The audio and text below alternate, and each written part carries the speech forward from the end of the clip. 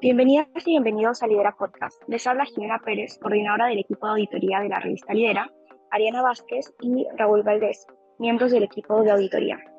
En este episodio conversaremos con Luis de la Cruz, jefe de práctica del curso de Cálculo Financiero en la Facultad de Ciencias Contables de la PUC. En esta oportunidad nos ilustrará sobre qué le espera al mundo de la auditoría financiera e interna, mayores facilidades o dificultades. Bienvenido Luis, ¿cómo estás? Hola Jimena, Ariana, Raúl. Es un gusto poder estar aquí. Les agradezco de antemano la invitación. Espero que este podcast pueda satisfacer las necesidades de ustedes y de los alumnos, que es un tema sumamente relevante para la carrera de contabilidad hoy en día. Muchas gracias, profesor, por su disponibilidad. Bueno, respecto a la primera pregunta, cuéntenos un poco sobre su experiencia laboral. Sí, claro que sí. Bueno, actualmente yo estoy dictando clases en la Católica. Soy predocente del curso de cálculo financiero. Ya voy 2 años en ese cargo. También he tenido experiencia laboral fuera de la Católica cuando estuve en KPMG 2 años en auditoría financiera y actualmente me desempeño como senior de consultoría que ve básicamente auditoría interna, que va a ser un tema muy importante que vamos a ver a lo largo del podcast, ¿no? En este momento me encuentro en EY y ya llevo 3 años allí. Ahora, respecto al tema en específico, ¿nos podría ilustrar un poco de qué es la auditoría y qué ramas existen? Sí, claro que sí. Bueno, vamos a empezar definiendo la auditoría como una evaluación integral para validar el cumplimiento de determinados objetivos. Ahora, esos objetivos van a variar según el tipo de auditoría en el que nos encontremos, ¿no? Existe, por ejemplo, la más conocida, que es la auditoría financiera, cuyo objetivo es brindar confiabilidad sobre la razonabilidad de los estados financieros. Esto además es una práctica común en las firmas auditoras, la Big Four, que brindan este servicio de auditoría financiera a diferentes compañías nacionales e internacionales. También existe la auditoría interna, que es básicamente el monitoreo del cumplimiento de los controles internos que tiene una compañía, los cuales están enfocados en la mitigación de riesgos. También existe la auditoría tributaria, que es validar el correcto cálculo y el cumplimiento de las obligaciones tributarias de los contribuyentes, ¿no? Ya sean personas naturales o personas jurídicas. Existe también la auditoría forense, que busca detectar fraudes, irregularidades, incluso estas actividades ilícitas que podría cometer algún tipo de trabajador dentro de una organización, ¿no? Entonces, así como estas 4 ramas que les he dicho, existen muchas otras más de auditoría, ¿no? Auditoría de gestión, auditoría gubernamental, etcétera, etcétera, y una serie de gamas. Yo les he tratado de resumir un poquito los objetivos de estas 4 principales, pero hay mucho más allá de esto. Entonces, nosotros actualmente estudiamos contabilidad, tenemos una especialidad en auditoría, pero una vez que lleguemos a ese punto nos damos cuenta que hay una serie de opciones para el auditor en el cual puede desempeñarse. Muchas gracias, profesor. Y enfocándonos específicamente en la auditoría financiera interna, ¿cómo ha evolucionado desde su experiencia laboral? Bueno, creo que ambos convergen en un punto muy importante y es que se ha reducido la manualidad. Por ejemplo, los requerimientos de información, que es donde el auditor solicita al cliente determinados sustentos, antes eran realizados a través de un archivo Excel que se actualizaba manualmente a través de una llamada. Se revisaba correo por correo que había enviado el cliente, se iba actualizando como entregado, pendiente, parcial, etcétera, ¿no? Esto evidentemente era una carga operativa bastante amplia para el auditor, ¿no? Y reducía el tiempo que podía emplear en pruebas de control, pruebas sustantivas, pruebas analíticas, ¿no? Las pruebas que debe realizar el auditor para su trabajo en sí mismo. No obstante, ahora los estatus y la carga de información se hace a través de sistemas, ¿no? Lo cual permite tener un backup de información muchísimo más ordenado, tener a tiempo real porcentajes de entrega del cliente, porcentajes de cumplimiento, validar la calidad de la evidencia, que es algo sumamente relevante para todos los auditores de todas las ramas que hemos hablado un momento atrás, ¿no? Entonces, ahí con el tema de la automatización tenemos un punto a favor bastante relevante, ¿no? En la auditoría financiera, además, podríamos hablar de que años atrás se documentaba todo en plantillas Excel, ¿no? Las pruebas eran netamente en Excel. Mientras que ahora la documentación se hace a través de los sistemas de auditoría en sí mismos, ¿no? En algunos casos, ¿no?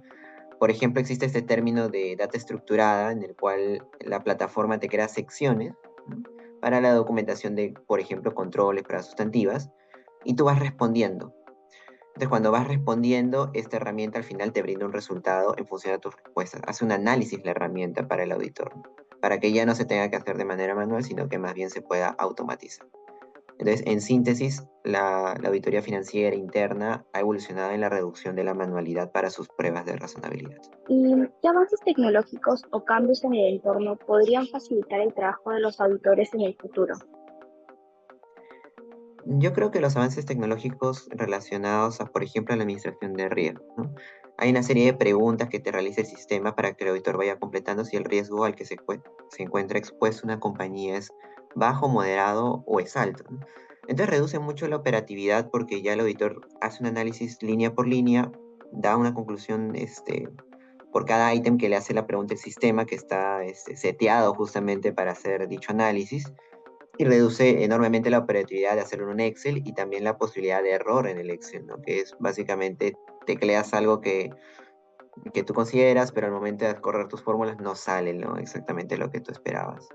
Entonces yo creo que ahí los sistemas pueden ser un apoyo increíble para el tema de administración de riesgos y para las conclusiones del mismo. Perfecto. Bueno, entonces, continuando, aparte de lo que nos ha comentado, tenemos la siguiente pregunta. ¿Qué desafíos podrían enfrentar los auditores en el futuro? ¿O cuáles son sus expectativas en adelante? Yo creo que con cada beneficio que viene, también viene un desafío implícito, ¿no? Entonces, por ejemplo, este caso de la data estructurada que les comentaba hace un momento, el mal uso de la misma, ¿no? Nosotros tenemos que una calificación de riesgos alto, bajo, moderado, ¿no? Lo ponemos en el sistema y nos quedamos con la respuesta del sistema. Seguramente el sistema está brindando una respuesta que está relacionada directamente con lo que hemos completado previamente, nos está dando una conclusión útil, ¿no? Pero también es importante justamente que el auditor no olvide que el actor principal de la auditoría es la persona en sí misma que debe realizar un análisis integral de la compañía y su entorno para determinar los riesgos a los cuales se encuentra expuesta una compañía. Esto además va a guiar todo el trabajo de auditoría desde la planificación.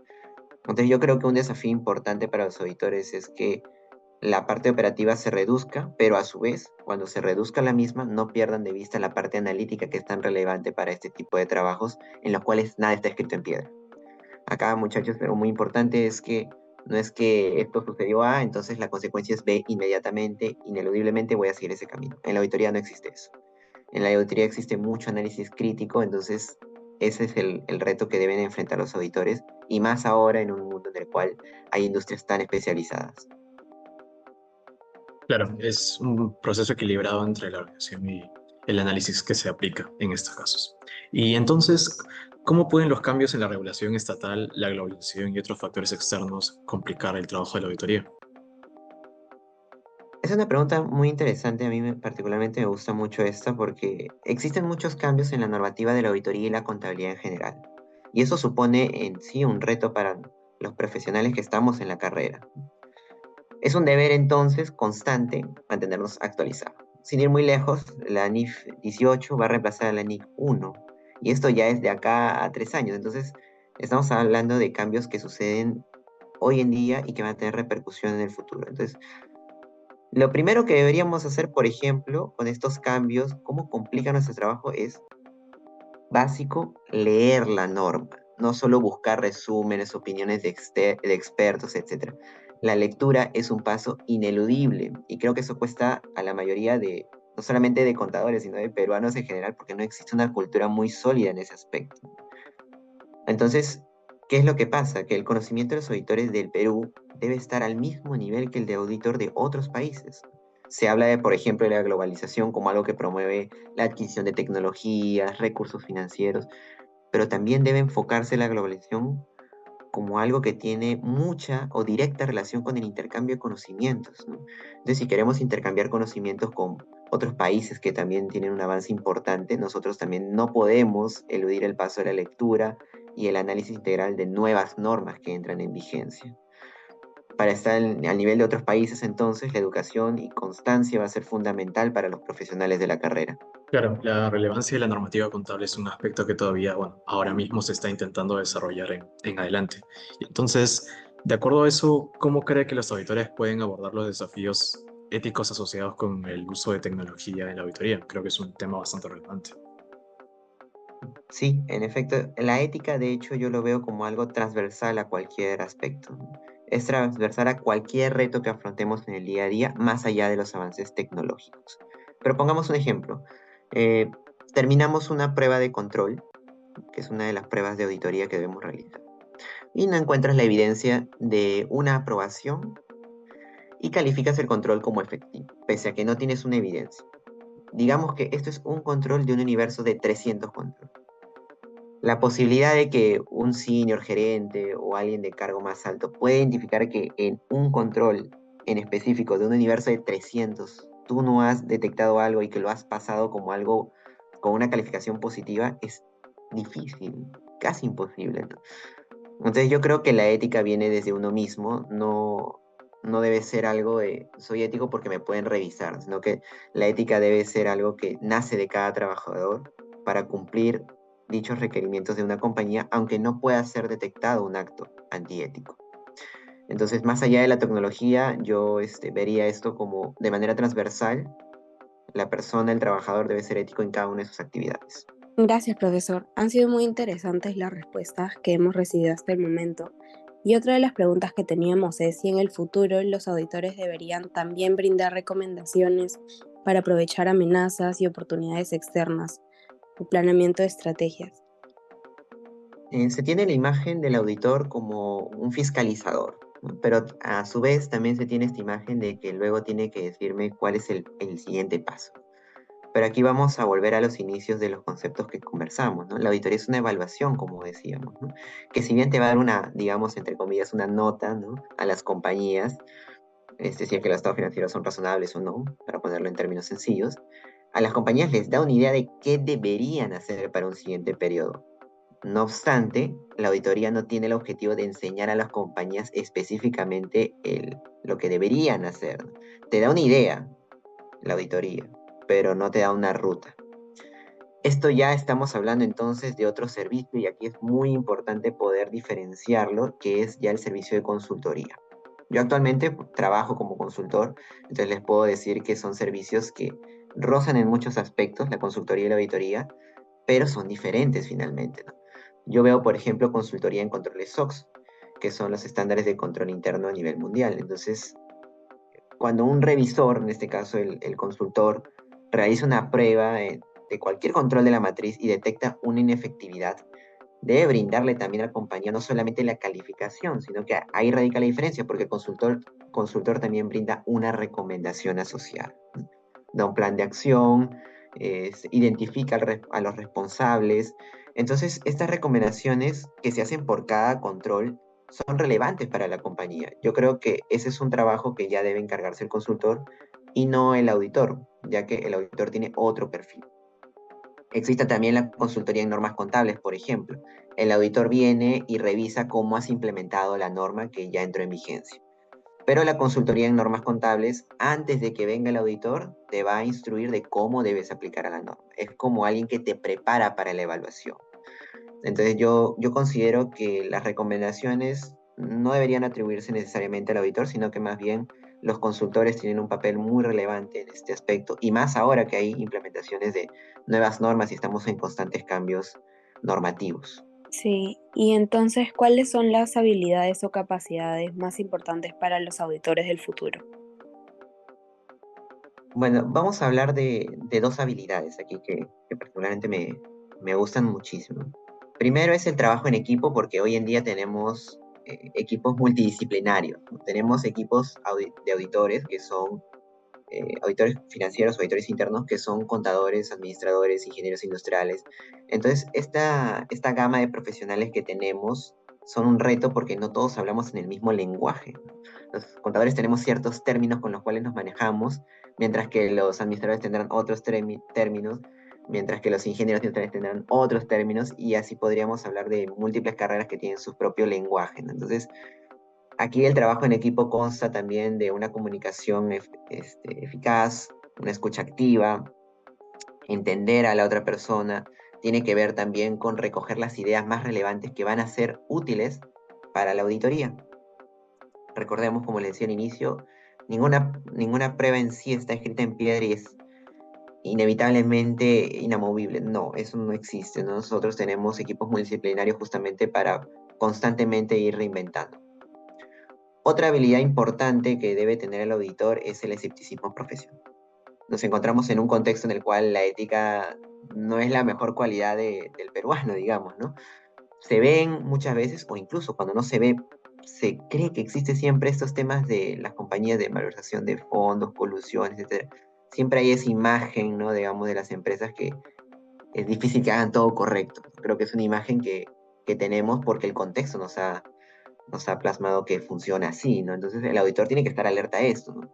No es que esto suene o que la gente piense que es así por nada, sino que realmente en las compañías existen pequeños actos que nosotros como auditores, si bien no vamos a detectar el fraude, debemos estar muy alertas al mismo, porque los auditores tienen la responsabilidad de evaluar la razonabilidad de estados financieros para que finalmente los terceros visualicen esta información y tengan la seguridad de que esta información ha sido revisada de manera detallada, contundente. Entonces el auditor tiene un rol muy relevante aquí y creo que tener un escepticismo profesional bastante sólido va a ser relevante para que justamente pueda cumplir con los terceros que confían en la información que el auditor está revisando y opinando. Gracias, profesor. Y finalmente, ¿qué le gustaría que se mejore o se mantenga en el trabajo del auditor para que sus resultados sean más eficientes? Creo que lo que se debe mejorar es siempre estar alerta a las nuevas tecnologías, alerta a nuevas tendencias, nuevas pruebas que se pueden realizar, siempre estar muy en constante actualización, ¿no? Creo que otro punto que me gustaría que se mejore o mantenga es el tema que en el mundo de los negocios y en general, no solo en la auditoría, lo más importante siempre va a ser nuestra capacidad para ser firmes frente a nuestros valores y principios éticos. Creo que nosotros podemos hacer un trabajo sumamente bueno, ¿no? En la medida que estemos con nuestros valores y principios éticos claros, ¿no? No existe escenario, creo yo, en el cual se pueda tener a un auditor antiético pero que haga un buen trabajo. No existe, ¿no? Entonces, desde la ética del profesional que se enseña en el trabajo y antes incluso en las universidades, es importante que el auditor lo tenga muy presente. Como les ponía en un ejemplo hace un momento, es posible, existen escenarios en los cuales un trabajador podría calificar algo como efectivo cuando en realidad es inefectivo porque falta evidencia, porque falta sustento, ¿no? Pero no solamente actuamos en función a que vamos a ser supervisados, sino que deberemos actuar en función a nuestros valores. Entonces yo creo que algo que el auditor debe tener de todas maneras a lo largo de toda su vida profesional es su ética. Entonces, eso es algo que yo resalto mucho, que es algo que me interesa mucho. Tenemos un curso dedicado a eso en la facultad que es sumamente útil y relevante a lo largo de toda la carrera porque nos encontramos allá en el mercado laboral con personas que no tienen necesariamente los mismos valores, ¿no? Pero cada trabajador y sobre todo un auditor debe mantenerse firme en su posición. Entonces yo creo que eso es lo que deberíamos mantener nosotros como profesionales de la universidad. Muchas gracias, Luis, por acompañarnos en esta edición del podcast académico. No, muchísimas gracias a ustedes, ¿no? A Jimena por la invitación que me realizaste, Ariane y Raúl también muchísimas gracias. Todas las preguntas han sido sumamente interesantes, ha sido un reto algunas de ellas también para justamente mantenerme actualizado yo también en qué quieren enfocar los chicos con esta pregunta. Creo que han hecho un excelente trabajo y espero que esta entrevista les pueda servir para los fines que tienen ustedes planificados en la revista. Este fue un episodio más de Lidera Podcast. Recuerde que también nos pueden encontrar en Instagram, Facebook, LinkedIn, YouTube y Spotify como Revista Lidera. Gracias por escucharnos y hasta un próximo capítulo.